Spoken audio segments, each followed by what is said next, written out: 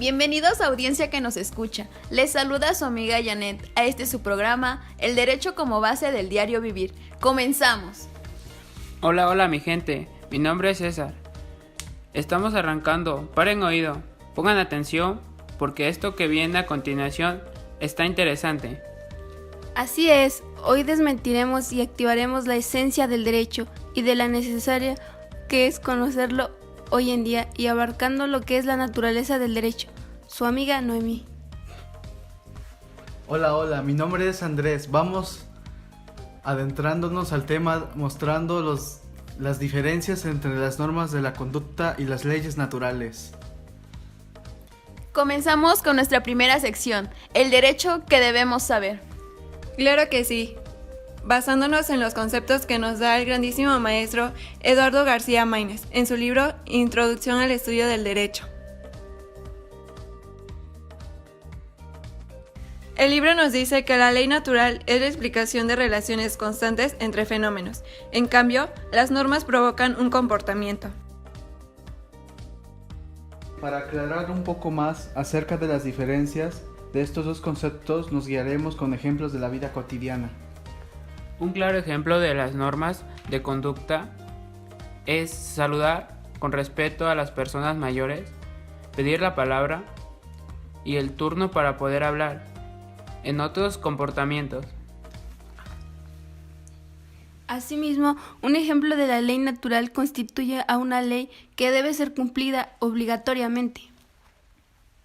Aterrizando a la vida real, tomo como ejemplo el caso que me sucede o nos sucede a los estudiantes. Sabemos muy bien que cada maestro merece respeto, es una norma de conducta que debemos considerar. Pero ¿qué pasa? Que tenemos la facultad de decidir entre cumplirla o no. Sin embargo, considerando la ley natural, los maestros lo aplican en los contratos de aprendizaje que nos hacen firmar. En ese sí, tenemos la obligación de cumplir cada punto establecido. De no hacerlo, obtenemos una sanción y por lo tanto, lo vemos afectado en nuestras calificaciones. Exacto, algo tan claro, que creo que a la mayoría de los estudiantes nos pasa. Vamos agarrándole sabor a esto. ¿Qué otras normas influyen en nuestro comportamiento conforme a lo que vivimos día a día? Contamos con normas morales, normas religiosas y así también el convencionalismo social. Eduardo García Maínez nos dice que estos valen independientemente de la experiencia. Nos recalca también que la positividad de las normas es por esencia contingente, ya que las personas cuya conducta rigen como seres dotados de albedrío son capaces de violarlas. Ahora que lo mencionas, y es muy cierto, y la gente que me escucha no me dejará mentir, que debido a la libertad de cumplir o no con las normas morales, ocasiona gran disgusto con las personas que no cumplen con esto. Exacto, me ha tocado ver personas que no cuentan con esa moralidad en lugares públicos. Por ejemplo, al hacer fila para poder comprar algún objeto o obtener algún servicio y llegan mujeres embarazadas o personas con alguna discapacidad y no les damos la prioridad para adquirir algún producto o servicio con la facilidad. Se supone que las normas morales fueron creadas para regir el comportamiento y así obtener una mejor convivencia. Sí, sabemos y queda claro que las normas morales son autónomas, dictadas por la sociedad a partir de un análisis de convivencia individual, pero lastimosamente vemos con claridad que debido a la falta de sanción no son cumplidas. Se escuchan dudas acerca de las diferencias entre normas morales y las normas religiosas. ¿Hay similitud o cómo podemos diferenciarlas?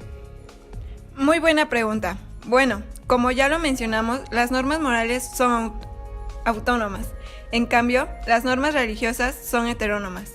Sí, pero ahora explícanos en español. Ay, Andrés, quiere decir que las normas religiosas son hechas por Dios. Se consideran normas obligatorias para que el hombre alcance la santidad. Claro, esas normas son, por ejemplo, no matarás, no mentirás, no robarás, entre otras. Y quizás haya sanciones, pero no terrenales, sino divinas.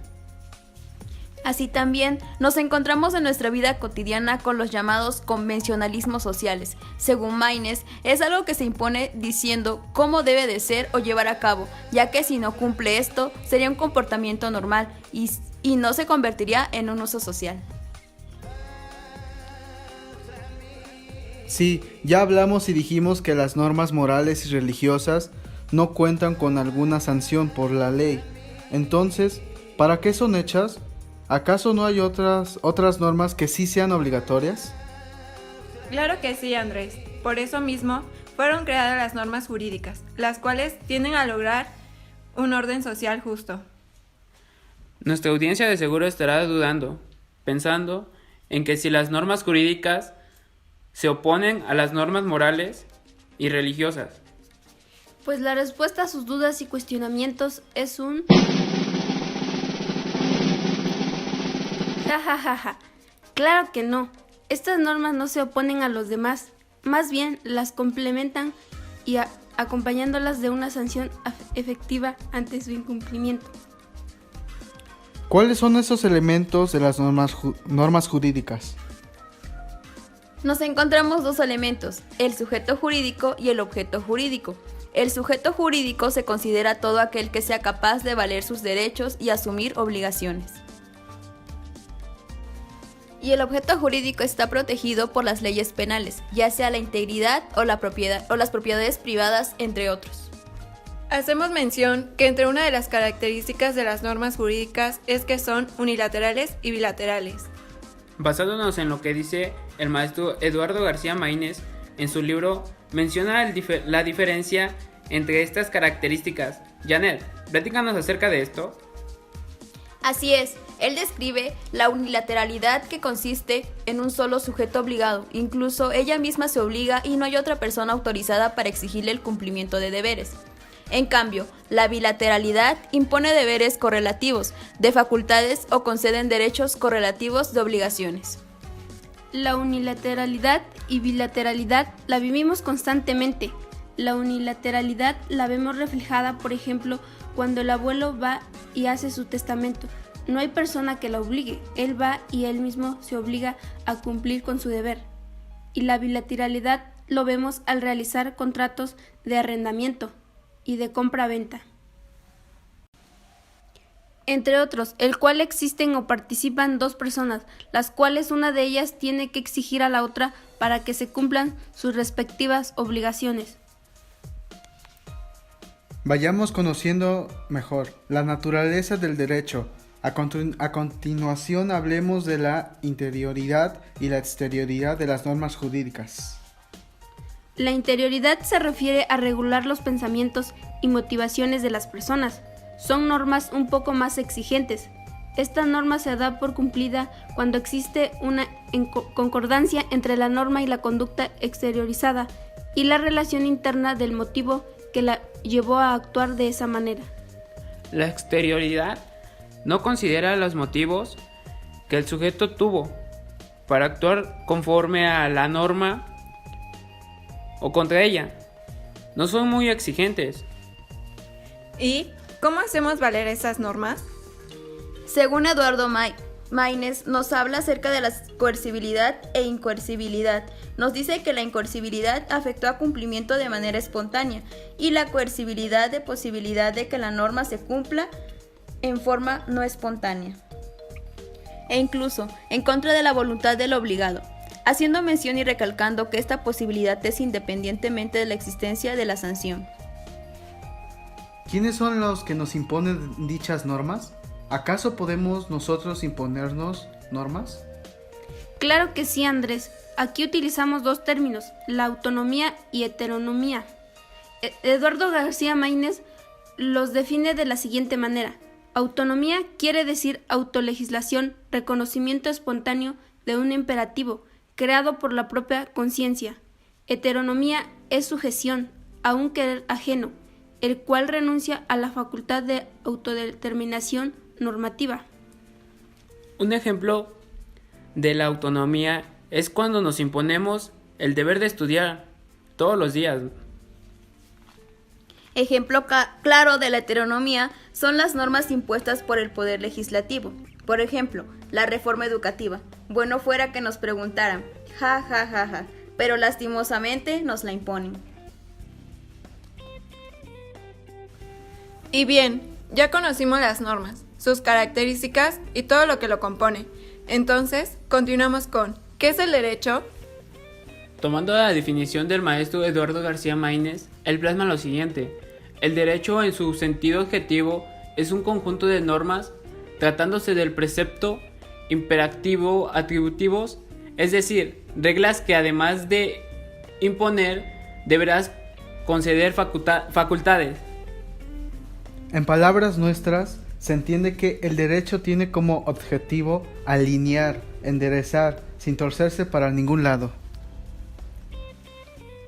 El derecho se clasifica en 3 fuentes: histórica, real y formal, las cuales estudiaremos a continuación.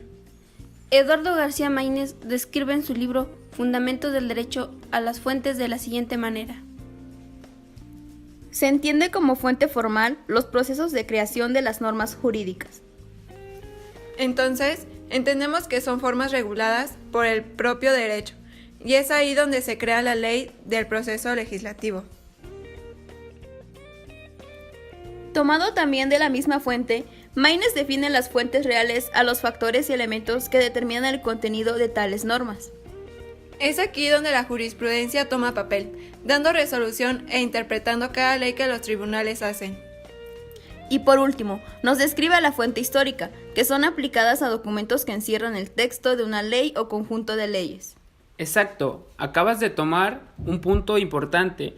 Hablas y mencionas leyes. ¿Pero qué son las leyes? Es aquí donde se pone cardíaca la situación. No se despeguen. A continuación escucharán casos basados en la vida real. Todo aquello que nos causa gran enojo a todos los ciudadanos.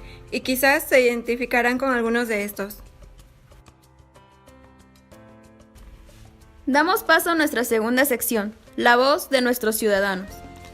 Nos acompañarán personas que vienen a mostrar inconformidades que han vivido, así también dándoles respuestas a todas sus dudas. Hola, ¿qué tal? Muy buenos días, es un gusto tenerlos por aquí. Hola, buenos días. Es un gusto estar aquí en su programa. Mi nombre es René. ¿Qué tal? Mi nombre es Adrián. Muy buenos días a todos los que nos escuchan. Mi nombre es Vianey. Estamos aquí con el único objetivo de mostrar y dar a conocer cada uno de nuestros casos, para todos aquellos que quizá hoy estén pasando por eso. Abran los ojos y vean que como ciudadanos tenemos leyes que nos amparan y no pasen lo mismo que nosotros pasamos. Así es, para dar comienzo, pasemos a definir lo que es la ley. Entendemos por ley a toda norma de derecho, obligatoria para todo el público en general. Personas que nos visitan, ¿saben que existe un proceso para la creación de cada ley? No, la verdad no. Yo tenía contemplado que el presidente la hace y él mismo la aprueba. Claro, no hay ningún proceso. Las leyes son creadas por el presidente y así nos las imponen. Seguramente sus respuestas son similares a las del público que nos escucha. Pues para aclarar este punto, la respuesta es sí existe un proceso para la creación de las leyes. Claro, en nuestra Constitución, en el artículo 71 y 72, nos marca las etapas a través de las cuales se elabora una ley. ¿Y cómo se denomina ese proceso? Se le llama proceso legislativo. ¿Y cómo es que se lleva a cabo dicho proceso? El proceso da iniciativa en primer término al presidente de la República, a los diputados, a los senadores, al Congreso de la Unión y a las legislaturas de los estados. Ja, ja, ja. Ellos hacen leyes que nada que ver con la ayuda en la sociedad. Ese es el enojo que se destina. Gran cantidad de dinero para los sueldos de cada uno de ellos que ni carburan. Ni siquiera saben lo que aprueban. Exacto, pero eso no es todo. Esta ley pasa a la Cámara de Diputados para dar paso a la discusión de esta ley y se apruebe por medio de la votación mayoritaria. La Cámara de Diputados, ellos no comprenden las palabras discutir. Jajaja, mala fama que tienen. Tiempo atrás salían noticias donde se agarraban entre ellos, se peleaban. ¡Qué mal plan! Que no tengan argumentos para discutir la aprobación de la ley. Pero bueno, sabemos que ellos ni se preocupan, ganan bien, viven bien. ¿Y qué más da aprobar o una ley? Bueno, ya que estos se pelearon, jajajaja, y al final siempre sí lo aprobaron esta ley. Pasa al Poder Ejecutivo para ser aprobado por ellos y después dar lugar a la publicación. ¿Y nosotros como ciudadanos, cómo podemos ver o revisar estas leyes que se aprueban? Bueno, antes de responderle su pregunta, permíteme dar el cuarto paso, la aprobación o sanción que da el presidente de la República, en el cual manifiesta su conformidad con la iniciativa de la ley aprobada. Y bien, retomando su pregunta, la ley que se aprueba se publica en el Diario Oficial de la Federación, tal y como lo indica el artículo 89, fracción 1 constitucional. Disculpen, tengo una duda. ¿Las leyes que son aprobadas ese mismo día empieza a dar función? Sí, claro que sí. Inicia su vigencia en la fecha de la publicación. Solo en caso de que esta ley aprobada no se haya establecido, entonces su vigencia será a partir del 8º día de su publicación. ¿Y se publica ahí mismo en el Diario Oficial de la Federación? Ese es publicado en el Boletín Oficial. Aunque también debemos mencionar y aclarar que en México manejamos dos sistemas de iniciación de la vigencia. Tranquilos, abogados y conocedores de las leyes. Ja, ja, ja, ja. No se me pasó decirlo, era el siguiente paso. Y bien, uno de los sistemas es el sucesivo, en el cual la ley entra en vigor para los lugares donde se publica el diario oficial, 3 días después de haberse promulgado. Y nosotros que estamos muy alejados de los lugares donde se publica, ¿hasta qué día podemos ver que la ley ya está en función? Debido a la distancia, se conceden días, 1 más por cada 40 kilómetros o fracción que exceda de la mitad. Ya me explico, ¿por qué nosotros tenemos que checar en el semanario judicial de la Federación y no en el diario oficial de la Federación? Exacto, y asimismo tenemos el segundo sistema, que es el sincrónico. Este sí, no mide la distancia, este sí entra en vigor el mismo día que la ley se fije, para todos los lugares. Y así como entran en vigor, ¿las leyes también se pueden quitar, o sea, ya no formar parte o estar en vigencia? Claro que sí, y muy buen punto. Otro de los tantos problemas que nos enfrenta más por el desconocimiento de la materia. He visto varios casos en donde acusan a alguien por X razón que cometió y cómo saben que la persona desconoce de ello. Tratan de robarle, haciéndole pensar que cometió un delito grave. Y sorpresa, nos encontramos que la ley se encontraba o se encuentra derogada, que quiere decir que esta ya no existe. Así que mucho ojo con este aspecto. Recomendamos a todos los abogados, contadores, personas que trabajen con leyes y, por qué no, a los ciudadanos, a que estén al pendiente y actualicen sus leyes para prevenir estos casos. Y ahora preguntemos a las personas que hoy nos acompañan, así también a todos los que nos escuchan, ¿qué han perdido por la ignorancia de la ley?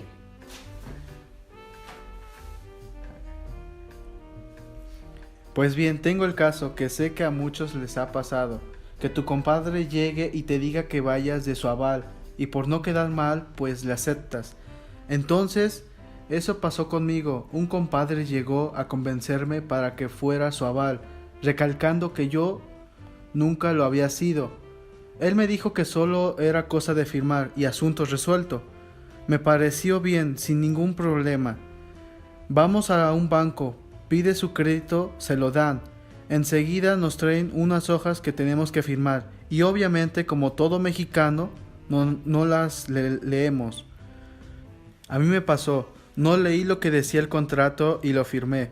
Pasa el tiempo, mi compadre llama diciéndome que no pudo solventar la deuda, que ya le habían embargado su casa, pero sus bienes no lograron cubrir la deuda.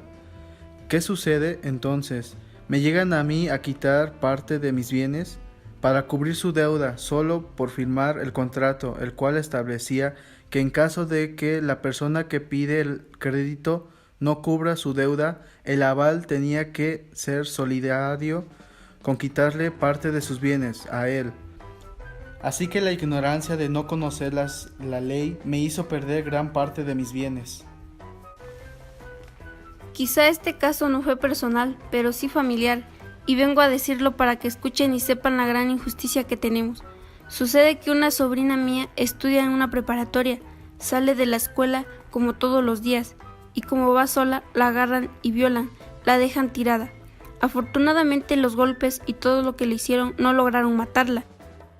La encontramos, la traemos a casa y comenzamos a cuestionarla, y ella logra reconocer a la persona que hizo esto, ya que era un conocido. Pero ¿cuál es el enojo? Hicimos la demanda, contratamos abogado y todo, pero la persona acusada contaba con recursos financieros para pagarle a abogados excelentes para que la defiendan. Entonces, aquí vemos cómo la injusticia se apodera. Como ya no pudimos seguir con el caso a causa de falta de dinero, lo declararon inocente y ahorita anda por las calles libremente. El temor es nuestro ahora de que no pueda hacer algún daño. Yo trabajaba en una confeccionaria como cortador de tela. Llevaba varios años laborando en esa empresa. Las horas que trabajaba eran mayores a 8 horas por jornada. Los días festivos trabajaba y en algunas ocasiones que me llegué a lesionar o a cortar, el patrón me llevaba a un doctor particular. Todo marchaba bien, hasta que me enteré que tenía varios derechos de los cuales no estaba gozando. Le platiqué al jefe de esto y comencé diciéndole que mi trabajo era de mucho riesgo. El sueldo que me daba era inferior, no me pagaba horas extras ni los días festivos y por lo tanto no estaba inscrito al seguro social. ¿Y cuál fue su respuesta? Él me dijo: yo no estoy aquí para escuchar tonterías, y me despidió. Impresionante, ¿no lo creen? Pero lastimosamente, este es el México en donde vivimos. Los 3 casos nos muestran una clasificación de los derechos, cada uno de ellos en los diferentes ámbitos. En el primero nos muestra el derecho privado, en el cual quizá no afecta a toda una sociedad, pero sí la persona que lo ejerce. En el segundo caso, habla del derecho público. En ese sí abarca toda la sociedad. Nos afecta que un violador ande suelto por ahí, porque todos estamos propensos a ser víctimas. Y en el tercer caso, nos menciona el derecho social. Este bajo específicamente en el derecho laboral. Y en esta, una parte de quiero recalcar. Él mencionaba hace un momento que las veces que se cortó o llegó a tener una lesión en su trabajo, lo llevaba con un doctor particular. Y no es broma lo que les voy a decir, pero me ha tocado escuchar a personas que dicen lo siguiente: a mí me llevan a un doctor particular porque soy su cuate o le caigo bien al jefe. Ja, ja, ja. Mentira. No le caes bien. Al patrón le resulta más barato llevarte a un doctor particular que inscribirte al seguro social. Así que a todos los trabajadores que pensaban esto, abran los ojos y exijan sus derechos. Antes de concluir con este programa, quiero hacer mención a todas las personas que quizá no conocían el término retroactividad. ¿Y por qué quiero platicarles de esto? Porque es muy importante que consideren, ya que este se hizo para favorecer a las personas y no a perjudicarlas. Ejemplo claro de la retroactividad es la despenalización del aborto.